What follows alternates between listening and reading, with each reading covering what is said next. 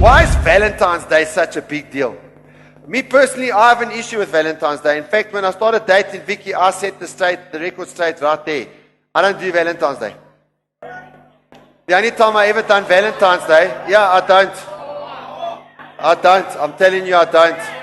And Vicky's fine with it. You see there's no, it's like staring. If I forget her birthday, I'm dead. You understand what I'm saying? Valentine's Day, no, I got that one right. But why is it that Valentine's Day is so important to so many people? This is the Active Church.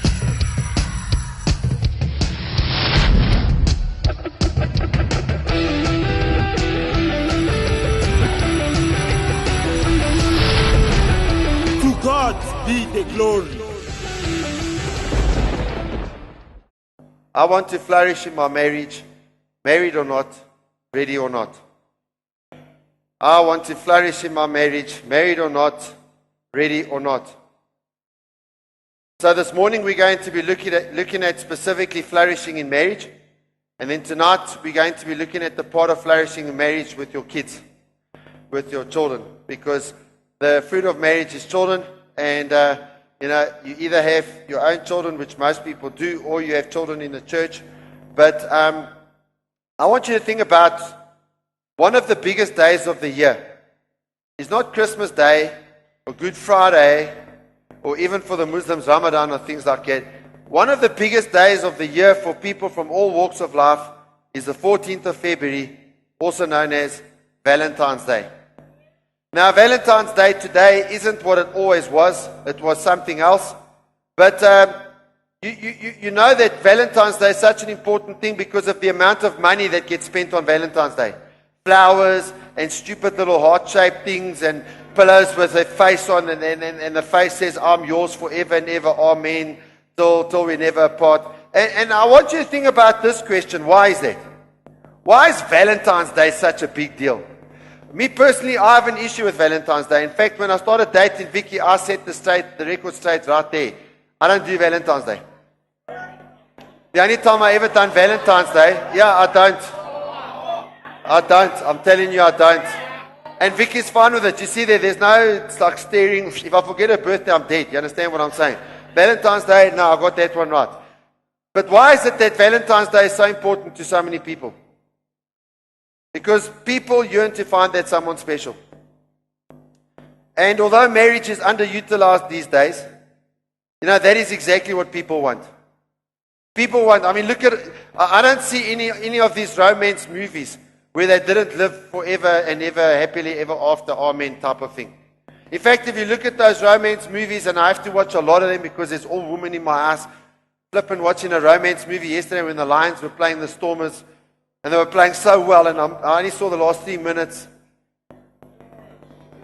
But anyway, I'm married, so I'm happy. Because Vicky says so. No, I'm joking. But why is that what people really want? Because marriage is good because God designed it. Marriage is good because God designed it, but in its original form it looked different to what it looks today. In fact, if you read in Genesis chapter 2, verse 18 to 25, you get the original picture of marriage, and this is what marriage is supposed to be. The Lord God said, "It is not good for the man to be alone. I will make a helper suitable for him." Now God had formed out of the ground all the beasts of the field and all the birds of the air. He brought them to the man to see what he would name them. And whatever the man called each living creature, that was its name. So the man gave names to all the livestock, the birds of the air and the beasts of the field. But for Adam no suitable helper was found. So the Lord caused the man to fall into a deep sleep. That was the first anesthetic ever. Caused the man to fall into a deep sleep, and while he was sleeping, he took one of the man's ribs and closed that place with flesh. Then the Lord made a woman from the rib he had taken out of the man, and he brought her to the man. The man said, "This is bone of my bones and flesh of my flesh. She shall be called woman. Okay. For she was taken out of man. For this was the reason a man shall leave his father and mother and be united to his wife, and they will become one flesh. The man and his wife were both naked, and they felt no shame." Now, in order to get to the relationship that you desire, you need to get back to basics. The basics start off with, don't have sex before you're married. That's just the basic number one. Because if you do, you're going to cause all sorts of challenges after you're married. And then go back to what Genesis chapter 2 is saying, because here's the original picture. The way that God originally designed the world was for man to have dominion and to fill the earth. Okay, if you look in Genesis chapter 1 and Genesis chapter 2 and other places, we are supposed to have dominion. We are supposed to be ruling. We are supposed to be reigning. We are supposed to be in charge. That's what God desired. The fact that we aren't in charge, the fact that we aren't in charge of our own lives is because of sin and the curses that have come into the world. But for man to have dominion and to fill the earth and to rule the earth, he needed to have a helper. And so God created a helper for him, a helper that was suitable for him, that was comparable to him. And so woman was created to be the helper of the man to have dominion on the earth. In other words, she's supposed to be there right alongside the man, and the two of them are supposed to be doing their life in such a way that they are having dominion on the earth, the man and the wife ruling together. That is the actual picture of what marriage is. Many people then get married and they get disillusioned because that's what they desire in their hearts. That's what's in here, and then it doesn't come to pass. Because people aren't doing it God's way. So the woman was created to be the helper to allow man to have dominion over the earth. And she's a helper that is comparable to him. In other words, in many ways, she's the same as him, even though she's different to him. He can have a relationship with her. He can talk to her. He can fight with her about whether to watch rugby or romantic movies on TV. All right? She's comparable to him. And God's plan for the union is as follows. If you go and you study Genesis chapter 2, you see Adam going around there and he names all the animals. And he names all the animals before Eve is even created. So when Adam names all the animals, Eve's not even there yet because she's not created yet. Therefore, Adam is the leader. That's how God created it. He's supposed to be the leader. The other thing is that God also told Adam about the tree before Eve was created. If you read Genesis chapter 2, Eve wasn't there yet. After God said, hey, listen, you may eat the fruit of any tree, but not the tree in the middle, then Eve was created. So I want you to think about that for a second. Not only is man the leader, but man's the priest. Man's the priest of the home. That's the way that God originally intended. And then the wife comes along to be the helper of her husband. How does she help her husband? Well, she helps her husband, and in this way, first of all, the man becomes united to his wife. And I don't know if you realize, but two are always better than one. When you are united and you've got the same goal, two are always better than one. And then she also fulfills his sexual needs, not some pornographic images or some lady standing on a corner or something like that. No, the wife fulfills his sexual needs, and she then also gives him the ability to create life by carrying his children. You see, man cannot create life without his wife. She cannot create life without him either. Together they take on God's vision for mankind. United means that they have one vision. One of the challenges that we have in the modern home is that often the husband and the wife have different visions. Then you've got two visions, which is division. And division leads to divorce. Not divorce. Not divorce, you understand? Like Air Force One on that advert that came out a few years ago. Divorce, you understand what I'm saying?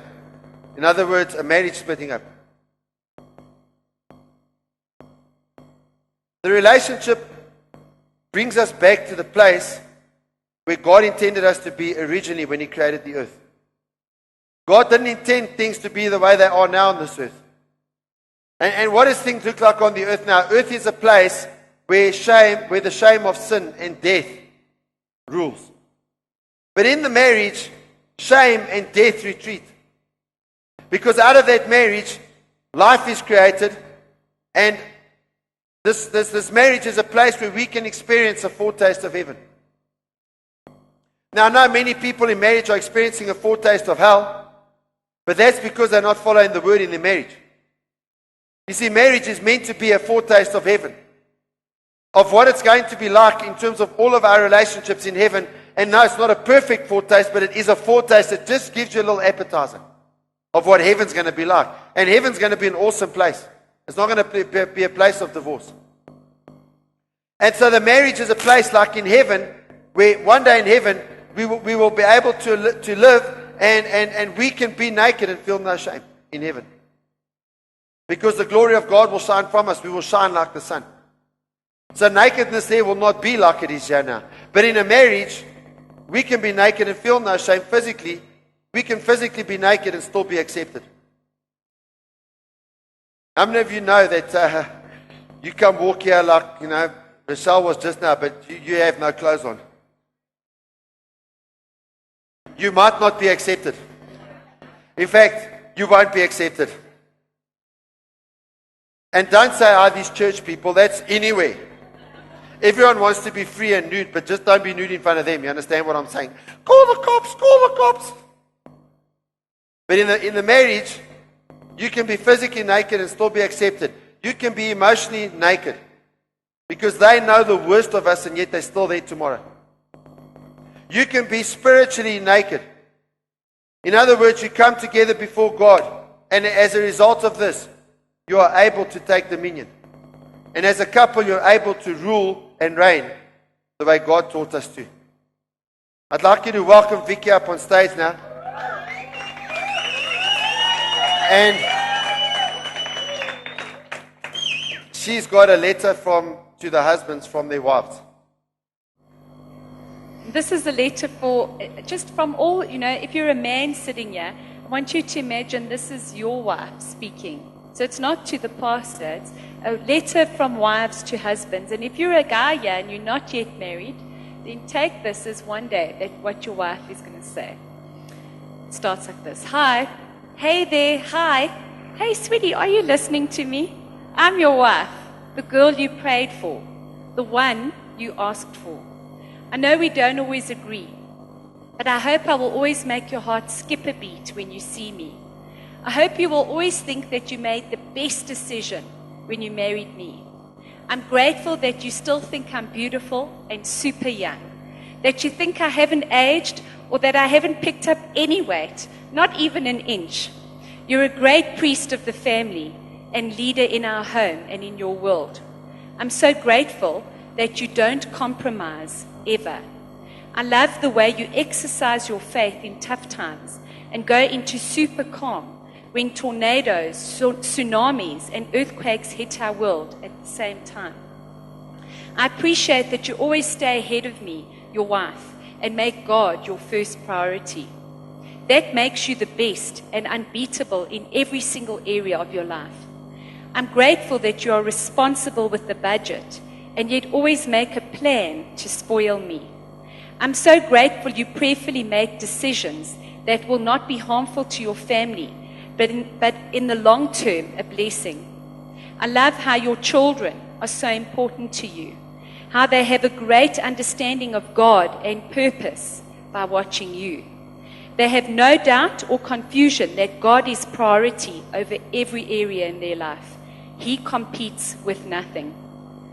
I love how you've never taught them that they are better than any other people. You've taught them that opportunity is simply a blessing to pull others up with you, not to brag and make people feel less or bad about themselves. I love how you love other people and other people's children.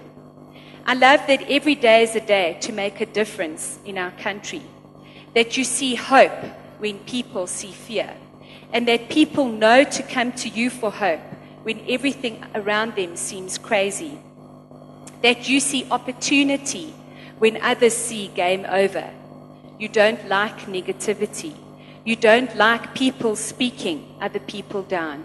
You don't like pity parties because you see the positive.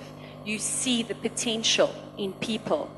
Because of that, you are the best husband and father, the best leader and teacher, a watchman on the tower of our home, our community, our city, and our nation. And just adding this in, you're welcome to spoil me on Valentine's Day.